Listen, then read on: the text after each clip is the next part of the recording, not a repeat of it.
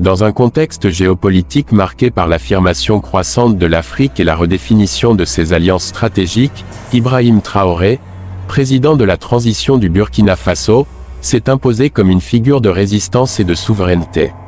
Ses décisions en matière de relations internationales ne relèvent pas du hasard, elles traduisent une vision claire et idéologique: l'Afrique doit appartenir aux Africains, et le Burkina Faso ne peut être ni acheté ni contrôlé par des intérêts étrangers.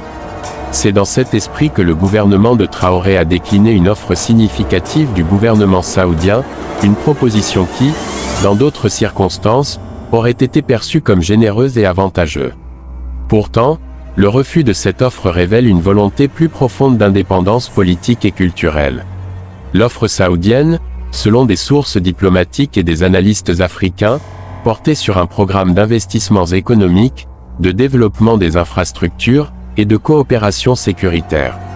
Riyad souhaitait accroître son influence dans la région du Sahel, notamment dans des pays qui s'éloignent de l'influence française, pour se rapprocher d'alliances alternatives comme la Russie, la Chine ou d'autres blocs non-occidentaux. L'offre comprenait des financements pour des projets d'énergie renouvelable, notamment des fermes solaires, la construction de routes modernes, d'établissements de santé, ainsi que de mosquées. Elle proposait aussi des programmes de formation militaire et d'échange d'informations en matière de sécurité, sous prétexte de lutter contre le terrorisme dans le nord du Burkina Faso.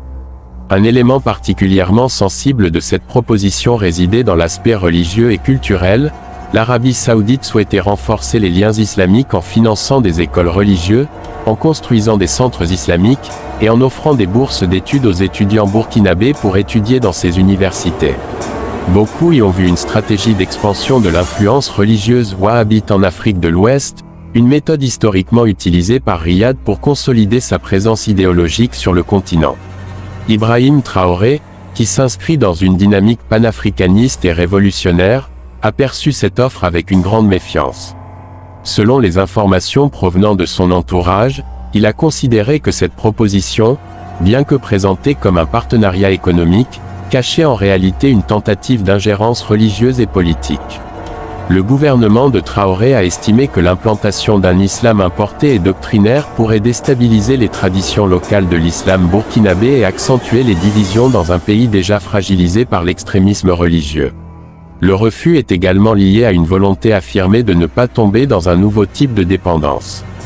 Traoré s'est montré critique à l'égard de toutes les formes de néocolonialisme, y compris celles qui se déguisent sous des projets humanitaires ou religieux. Il a maintes fois déclaré que les solutions africaines aux problèmes africains devaient venir des Africains eux-mêmes. En ce sens, l'offre saoudienne ne correspondait pas à cette vision. L'acceptation de cette aide aurait aussi pu compromettre les alliances régionales que Traoré est en train de construire avec d'autres pays comme le Mali et le Niger, notamment à travers l'Alliance des États du Sahel. Ces alliances reposent sur l'autonomie stratégique et la souveraineté nationale, valeurs incompatibles avec une dépendance à l'égard d'un pays tiers. Un autre facteur crucial fut le contexte politique interne. Traoré bénéficie du soutien de mouvements de jeunesse, de fractions militaires, et de groupes communautaires qui rejettent toute forme d'influence étrangère. Accepter une aide saoudienne, surtout liée à un système religieux et politique conservateur, aurait pu être perçu comme une trahison par ses soutiens. Cela aurait affaibli son image de leader révolutionnaire et ébranlé la légitimité de sa transition. L'Arabie saoudite, qui cherche activement à étendre son influence diplomatique et économique en Afrique, a été déçue par ce rejet. Le Burkina Faso représentait pour elle une opportunité stratégique dans une région en pleine mutation. Mais pour Ibrahim Traoré, les avantages à court terme ne valaient pas le sacrifice des principes à long terme. Il a ainsi envoyé un message clair: le Burkina Faso ne sera plus un État client et ne participera pas à des partenariats qui menacent son autonomie idéologique et politique.